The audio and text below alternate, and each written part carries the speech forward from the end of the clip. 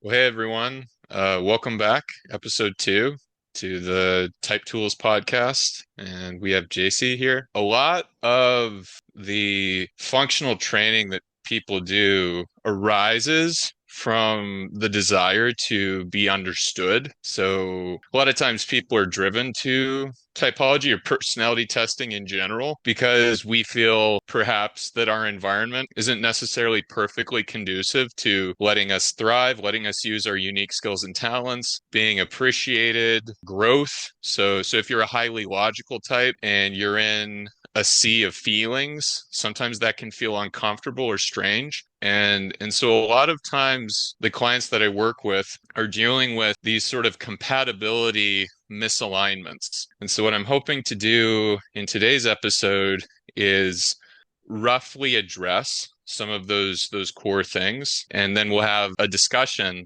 about what those look like in real life. This is the boring part, and then we'll get into the cool stuff, but it's important that we get these sort of figured out, at least a single pass. So when we get into a little more depth, there's a base level understanding of what we're talking about. So we have 8 functions. So this is according to cognitive personality theory. And the functions are perceiving functions and judging functions. That's how they're differentiated. So perceiving functions represent how you take in information, and judging functions is about how you value or make sense of that information, how you judge it and categorize it. So once the info's in, how do you part and parcel it? And so we have 4 judging functions and we have 4 perceiving functions. So the judging functions are the thinking and the feeling, both introverted and extroverted. So introverted thinking, introverted feeling, extroverted feeling.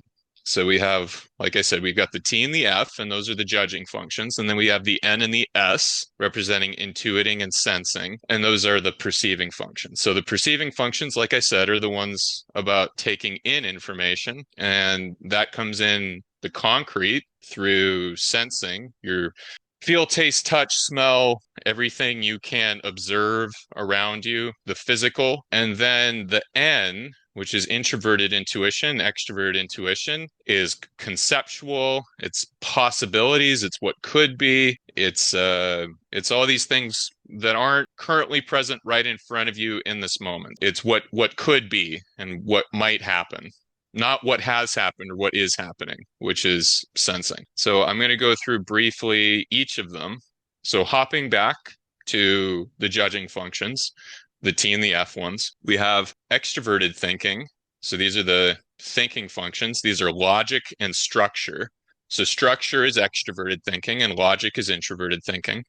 And extroverted thinking asks the question, what works? What's efficient? And it focuses on organizing the external world for efficiency and measurable outcomes. It values systems, productivity, hierarchy, and results. And it often seeks to implement ideas and manage tasks effectively. So that's extroverted thinking. And half of the personality types use extroverted thinking. And then we have introverted thinking, which is what makes sense to me. So it's your own personal logical framework of the world according to you. It's personal. So it focuses on internal logic. It focuses on accuracy. It values principles, internal consistency, and deep analysis. And it seeks to understand how and why things work. So extroverted thinking is what does work. And then introverted thinking says, why does it work? All right. And then we have the feeling functions. So these are things about like what's good and what's bad and what's righteous, what's unrighteous, what's evil, what's virtuous, and so on. So it's a different domain of judgment. So we have extroverted feeling, which is how does everybody feel? How are we feeling? Are we feeling good? Are we feeling bad? What's the vibe? How are we doing? And it's focusing on external harmony and social dynamics. And it reads and responds to emotional needs in the group. So all the feelings outside of you is what extroverted feeling is paying attention to. So it's looking outside of itself to see the feelings of the people in the tribe, in your family, in your community, and so on. And it seeks to be liked, accepted, and supported. And then we have introverted feeling, which is internal, and it says, how do I feel about this? It focuses on inner values and authenticity, and it makes decisions based on personal morals and emotional integrity. So staying true to your values once you know what they are. And it seeks to stay true to oneself above all. Now, to go into the intuiting functions and the sensing functions. So again, this isn't about judgment anymore. This isn't how you're judging the information. This is how you're taking in the information. We have extroverted intuition, which is what could happen? What could happen given what's happening now and what's happened in the past, what might happen in the future? Where are people going? What are the trends? And you'll notice I'm not using highly concrete language because intuitive is looking towards the conceptual, the not real, or at the very least, not real yet. So extroverted intuition explores external possibilities and connections. How does everything relate? And it loves brainstorming, experimenting, and jumping between ideas. It seeks to expand options and chase novelty. So new, exciting. A lot of the high extrovert intuition people might be categorized as ADD because they're constantly hopping topics and looking at new things and perspectives. Not actually ADD, but they might look like they have it. Introverted intuition is what will happen for me. What is my future path? And it's looking to reduce the possibilities and constrain them in such a way that there's one ultimate path forward. That's what it's trying to do. Now, whether it can do that relates to wisdom, experience, and personal development. But what introvert intuition is trying to do is distill, orient, consolidate conceptual topics. So it focuses on internal visions, predictions, and foresight, and it trusts personal insight and long-term strategy, especially with an INTJ, long-term strategy. It seeks to pursue a singular vision or purpose. So whereas extrovert intuition is like, well, it could be this, it could be this, it could be this. Introvert intuition says, let's focus on this one outcome and walk it through to the very end. If you think about how a shotgun works, when it explodes out the front of the rifle, it opens into a bunch of pellets and it goes in all sorts of directions, generally in the direction that it's headed, but the pellets will end up in different places, especially the further it goes out. So it's forward facing and it's expanding possibilities. And then you have introvert intuition that's more like a sniper rifle. Both of them shooting forward, but the sniper rifle is aimed at a very specific target. Now we have sensing functions, if I haven't lost you guys yet. So sensing functions is about experience, what's happening right now. Like look around your room, look at the objects, look at if you're in your car, look what's in your car. Well, probably look at the road if you're driving. And it's about what's happening right now. What are other people doing? What's happening outside of me? And it's a keen awareness of the sensory experience outside of you. There's a car over here. It's look at that tree. There's a beautiful sunset. It smells good. And extroverted sensing is ultimately about absorbing that external experience and then providing an experience for other people. So a lot of times people with extroverted sensing will be about show business or hosting or building things, ways in which they can use the physical environment around them to build it, to make it more beautiful, make it interesting, make it compelling, make it exciting, expand the sensory experience. So it focuses on external stimuli, real-time experience, and in general, especially with high extroverted sensing, it's very bold, loud, present, and attention grabbing. So if you think about those really loud people in your life, very good chance they have extroverted sensing in their functional stack. And it seeks intensity, aesthetics, and immediate feedback. And then introverted sensing is what has happened before? What is my personal past? What am I feeling in my own body? Am I comfortable? Do my legs feel weird? It's this attention to, do I need to drink water? Do I need to sleep? It's still sensing, but it's oriented internally and it's oriented towards the past. So it focuses on internal memory and personal experience and values reliability, comfort, and tradition. And it seeks stability, routine, and duty. So that was a lot. And and if you didn't get all of those, that's okay. I just want to make sure that those have been explained at least once before we get into a deeper conversation about how people with differing cognitive functions interact with each other in the form of relationships, work relationships, romantic partnerships, and so on. So now we're going to move into the relationship component and how we work together. So sometimes you can have people that share the same function as you. So for instance, you have two people with introverted thinking. What does that look like? You have two people with extroverted thinking. What does that look like? And so on. So people with the same function. Yeah, I think most people would assume that sharing functions like a T person and a TE person would get along because they think the same way. And I think in the past you've said that you can have a respect for someone who has the same function as you. Like you can see them doing your thing and be like, I respect that. But generally, people with opposing functions, so someone with TE interacting with someone with TI, is going to be a better experience because they're not trying to do the same thing at the same time. Yeah.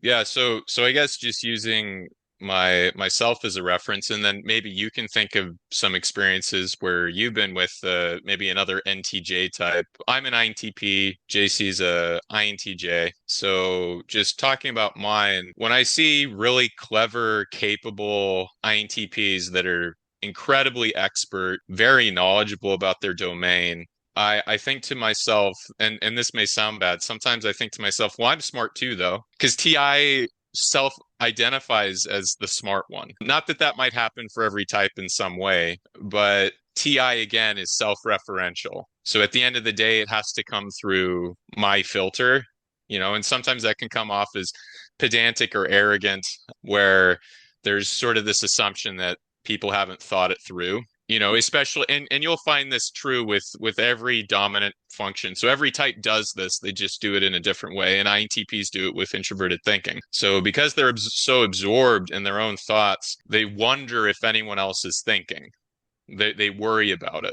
And so when I interact with another INTP, I compare more. It would be like if you had the same position on a sports team or something. You want to be really good at that position, and that person occupies that position, or you occupy that position and want to maintain it. So what it can do in an optimal situation is sharpen each other. So think about sharpening a knife. You're actually removing material from the edge of the knife to make it sharper and more keener so it can do its job better. So in the case of an INTP, if I'm with another brilliant person who's an expert in the same domain, we can butt heads for a while, and some of our poorly formed ideas will become more cleanly formed, and the less keenly developed thoughts will fall away. And then we can think about that in sports. So we have two excellent players, two forwards, we'll say. So like, well, Shaquille O'Neal is a famous power forward. And he'd have competition with other people like Yao Ming, for instance. That's a good example. And both of them were huge, towering people, and both would use each other as competition to elevate their own performance. But ultimately, you're clashing. You're clashing when you're using the same function. Can you think, Jacie, of a time where you've done this with another INTJ, perhaps? Yeah, I had a work colleague. We're both obsessed with spreadsheets, and I'm pretty sure he was an INTJ too. And we were talking about how to create a spreadsheet, and he wanted to use macros and app scripting, and I wanted to use formulas because it would make it a better experience for the person using it because it would run faster. And so it was like we both had this objective of creating the spreadsheet. We both had an idea of how we wanted to organize it and what we wanted the user experience to be. And ultimately, by having that conversation, we kind of split the difference between us and figured out how to make it a better spreadsheet overall by using both of our ideas. But it was definitely competitive in terms of like whose idea is going to win out. Yeah. Mine did, for the So record. yours was the better spreadsheet. INTJs love spreadsheets. And I think if we're going back to the functions, it's because INTJs use extroverted thinking as their second function. So they like to use extroverted thinking tactically for the purposes of achieving goals, because they also use introverted intuition, which is future thinking. And then they have tactical efficiency directly beneath it. And so it's about optimally achieving future goals. And then usually, since they have FI a little higher up than something like an ENTJ, they also want to enjoy it. There's a greater importance for personal enjoyment with the INTJ as opposed to, for instance, the ENTJ, who's let's get things done. Let's not worry about the feelings at all, especially if it's getting in the way of accomplishing what we're here to do. So INTP, INTP, INTJ, INTJ, but there's 15 other types. And so there's what you'll find is you'll have some competing functions and you'll have some functions that flow together, an ENTP and an ISTJ. So there's some relational compatibility, because just for the people listening, ENTPs lead with extroverted intuition at the top, and they have introverted sensing at the bottom. So extroverted intuition is about ideation, connections, and it's at max speed for an ENTP. Ideate, ideate, ideate, what connects, what connects, what connects. And then they use introverted thinking. Do those connections make sense?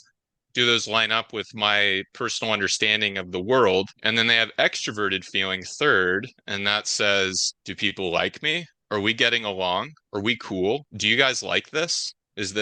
Are you enjoying this? It's a lot less about whether they're having a good time and more about you, and you being whoever they're with. And then they have little introverted sensing at the bottom, which is, and the way it feels with the inferior function is introverted sensing kind of sucks. It's kind of unwieldy. It's a little clunky. Why? Because it takes them away from the ideation land. If you're dealing with physical reality, like your car breaks down, you can't be projecting all the crazy cool possibilities. You're immediately constrained to dealing with the moment. And so ENTPs and, abstract people in general, will have a great higher level of difficulty with the sensing functions. So that's why we're comparing it to an ISTJ, who's the total opposite. Introverted sensing at the top, which is what's happened in the past. What are the core principles that we should be upholding in society? Are we doing our duty? Are we doing it efficiently? Because they have extroverted thinking second. So extroverted thinking says, just like with the INTJ, so ISTJ and INTJ both have extroverted thinking in the second slot. And for the ISTJ, it says, how can we perform concrete actions? So how can we speed up our daily routine of mowing the lawn? How can we make my get home from work routine more efficient and better, more comfortable, more quick, more productive? And it might look like, okay, well, dinner is at 7:30, and then I'll have a period to think about my day for 20 minutes. And this very routinized, somewhat mechanical approach is soothing and comfortable and familiar for an ISTJ. And then as we move down, we have introverted feeling, which says, do I like this? Is this fun? Am I enjoying this? And then at the end, they have extroverted intuition, which is the ENTP's top function. And this one is a little clunky for the ISTJ, and that's options, potentials, new ways to do things. So whenever I see an ISTJ trying something new, it's a tiny tweak to something they've done a million times. So it'll look like, I'm going to add an extra teaspoon of pepper to this recipe, and we'll see how it goes. I'm going to cook the brisket just a little longer. I'm going to try putting the blades a little lower on my lawnmower and see if that cuts the field a little more to my liking. And then if it were like an ISTJ woman, now admittedly, ISTJ men and women are very conscientious, productive, and so they'll end up doing similar things. An ISTJ woman might figure out the easiest way to do her makeup routine so she can get it done as quickly as possible and still look presentable at work. So it's about optimizing efficiency. It's about reducing the amount of time to maintain reality. So that's an exhaustive explanation of both types. Now, what happens when they're in relationship with each other? So the ENTP is going to want to ideate, ideate, ideate. What about this? What about this? What about this? This could happen. This could happen. This could happen. And it would probably be at a similar speed that I just did it. Their minds are going so fast in so many different directions, finding all these connections and patterns. And the ISTJ is like, whoa, what, what? Stop. No, like, no, we need to take care of the day to day. The day to day is the really important thing. We don't want to get our head in the clouds, ENTP. We don't need to do that. Are you being responsible with your time? Are you structured enough, ENTP? Could you use a little more structure? And the ENTP is like, ugh, structure. That's what I want less of. I want less of that, please. And so there's this war of concrete versus abstract. Ideation is exhausting for the ISTJ and routine is exhausting for the ENTP. And that doesn't mean they can't learn important lessons for each other. In order to feel stable and strong and enduring, the ENTP has to figure out how to structure their schedule better, how to be more efficient in their time management, how to use their days effectively, how to maintain their car so the fluids are right. So when they're on their way to their next business conference, it doesn't get stuck on the side of the road. So all these practical concerns that the ISTJ is focused on are summarily ignored to the greatest extent of their ability with the ENTP, and they'll deal with them when they need to. And usually that looks like they have to. And then ISTJs can get stuck. Not that they're not efficiently moving in repeating if more efficient. They're steadily enhancing the efficiency and optimization of their daily routine, but they don't think I could do this a different way. I could try this instead, and my life could be so much easier. So what the ENTP can offer with extrovert intuition in the hero slot is more ways for the ISTJ to live a comfortable, stable life that they love, that they enjoy more. So those are their conflicting functions.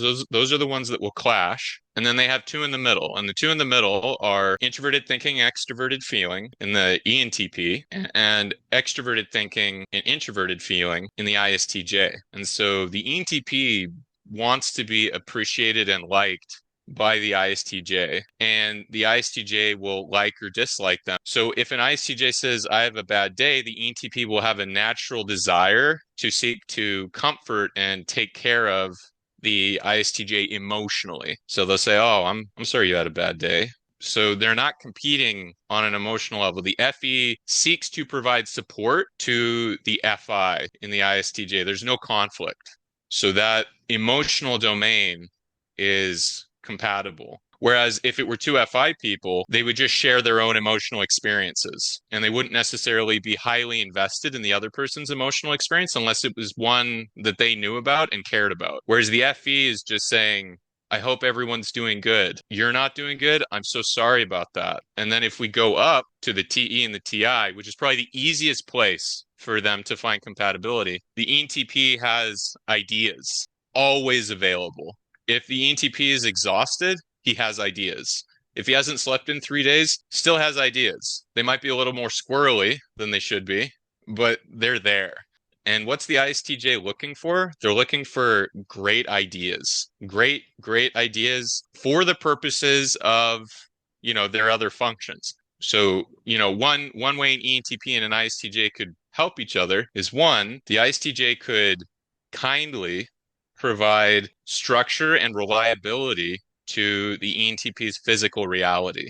He could help him fix his car. He could show him a good way of budgeting. He could help organize how to meal prep. So the ENTP doesn't have to deal with making meals. He can just do it the one time and then have something delicious available with minimal effort. And these are all things that the ISTJ is already doing for themselves. And so they can capably show that to the ENTP. And then the ENTP can say, oh, you're having a problem with your lawnmower.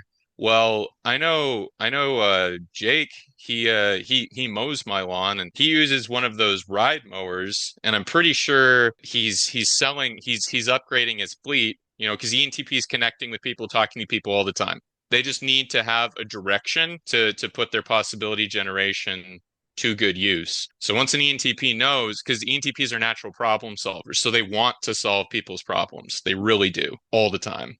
if they can. And so once they know that the ISTJ is having issues mowing a huge lawn, they can be like, okay, what are some easy pivots that you might consider? And maybe we could do that instead. So we have this old push mower that you've always used, but it's a lot of time, it's a lot of effort.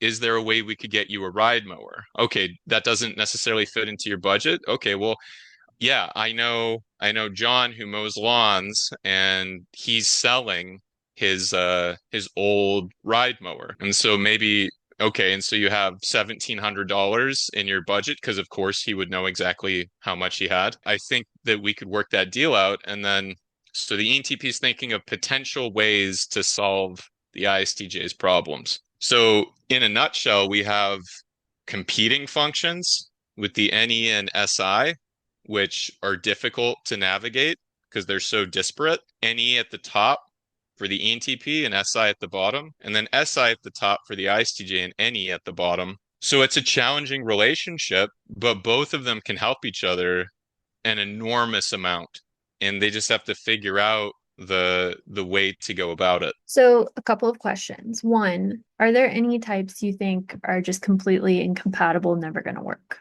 No, no. Anyone who's developed and mature can learn how to interact with any other type. And say you are interacting with a type that's difficult for you, like if you're interacting with your same type, for example, but you want the relationship to work, like say it's a professional relationship, you want to close a deal. Is there anything you can do to allow that person to be more themselves and avoid clashes? Absolutely. Let's say I was working with an INTP, right? So all the same functions, we're going to compete on all the same things. But their dominant function is TI. So what do I need to do as an INTP in order for that conversation to be the best one for the other person?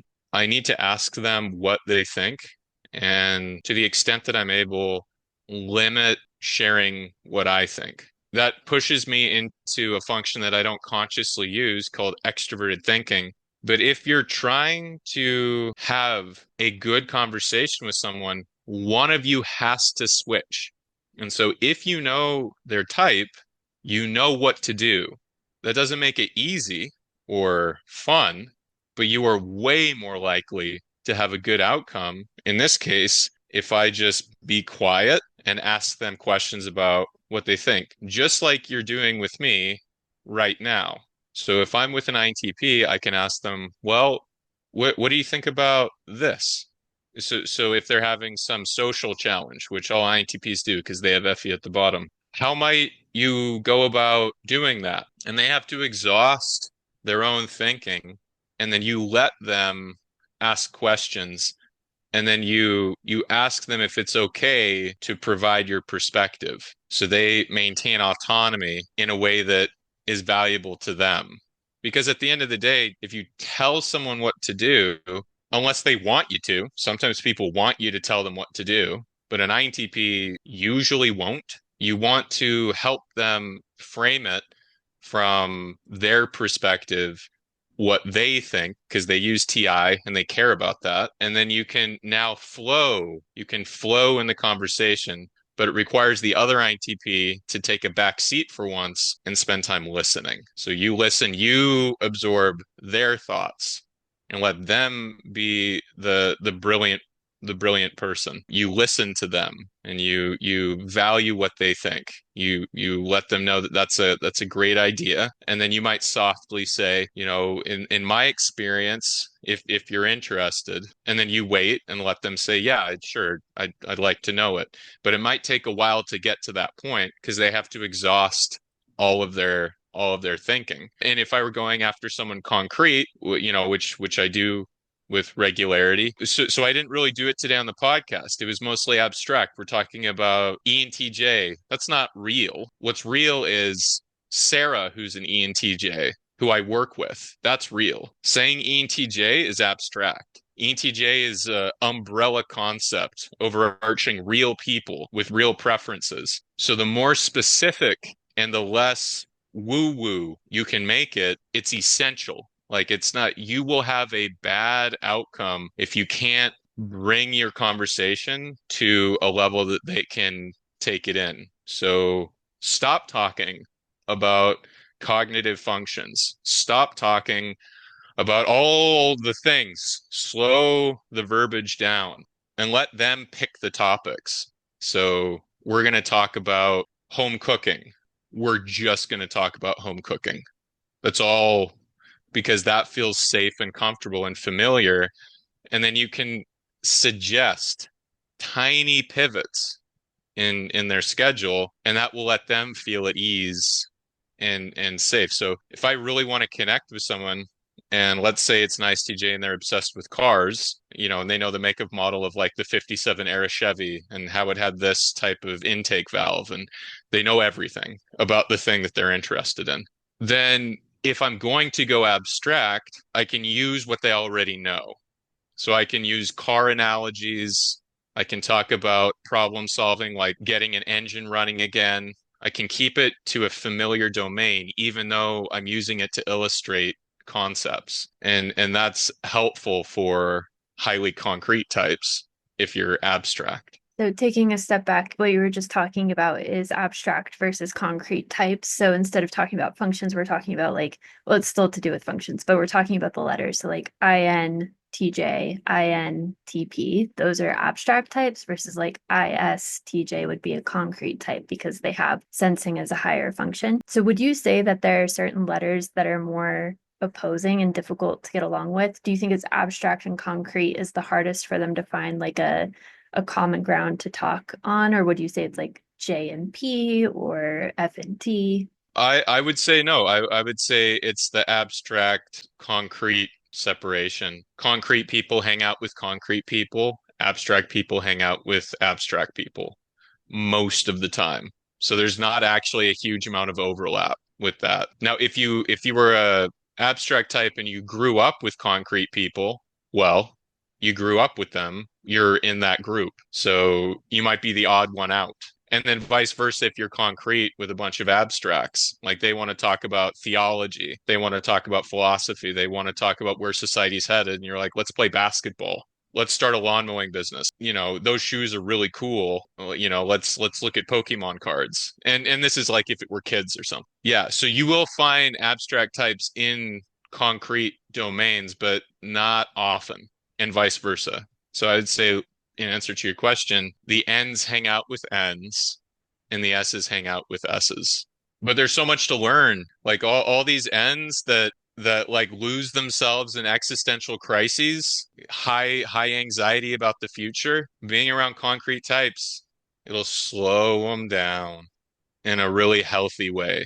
And they may not like it, but it's grounding. The concrete types can't walk with you in this like cataclysmic future that you've generated for yourself. So it forces you to be physically present. For an intuitive, that can be an enormous relief, even if you didn't value it. And then instead of stumbling into the crazy future for the S's and not knowing how to handle it, an N can come and be like, oh, well, you could do this instead, and that would put you on a better path. Why don't we put like $50 a month into your savings account? Why don't we help you on a path that will get you to a better future? And that's where the N's can be really helpful to the S's and vice versa. So it's unfortunate that they don't spend as much time together as they do, because the society would be a lot healthier. So how would one become more versatile in terms of interacting with other personalities? Well, you would first have to stop thinking that your way is the most valuable way and you have nothing to learn from anyone that's different. You'd have to begin there. So if you're an S, stop devaluing the ability of other people to help you navigate your future and recognize that there's more than what's happening in front of you or what's happened to you in the past. And then with the ends, recognize that if you didn't have concrete sensing oriented people, you couldn't survive. You wouldn't survive because in modern society, we have people taking care of our electricity. We have people taking care of the garbage. We have people cooking our meals if you eat out all the time. We have people doing all of these physical things, so we get to be blissfully unaware of the actual reality of what's required to maintain your existence. And at some point in your future life, those things will come to a head and you'll be woefully unprepared. So if you look at people that are highly gifted in the sensing domain and you think they don't know anything, just, pump your brakes a little bit and recognize that you just find that difficult or challenging. And actually, it would be really beneficial if you knew more of what they did. Your life will be better than it is now. And so I think it's that mental jump from this is the only way to live life. Actually, I have something to learn. And then spend time with them. Recognize that this difficult relationship that's challenging for you will absolutely mutually benefit both people because it will. Now, again, you might have not everyone's a good person, right? So you're going to have bad interactions with all sorts of people. Just because you're an INTP doesn't make you virtuous, moral, capable, smart, etc. So you still want to be around people of high moral character and at the very least have strong moral character yourself, and then find people who have superpowers and gifts that maybe you need, and then let them show you how to be better. Allow yourself to learn a concrete skill and just flow with the process. And then for the S's, recognize that planning for the future is important. And that's more of the SPs. But because SJs, they're savers and they'll plan for things because they're about stability and comfort. Yeah, I guess in general, just recognize you're wrong about the value that people can bring to your life. And then you can foster relationships with people that can teach you how to grow in ways that, even if you don't care about them, will benefit you immensely down the line. All right, so if you're not an ISTJ or an ENTP, if you don't know your type or the type of the people who you are struggling to have positive relationships with, that's kind of what you do. That's kind of the work that Scott does over at toolswithscott.com. So you can head over there to book a session to learn about your type, the types of people around you, and how to work better with them.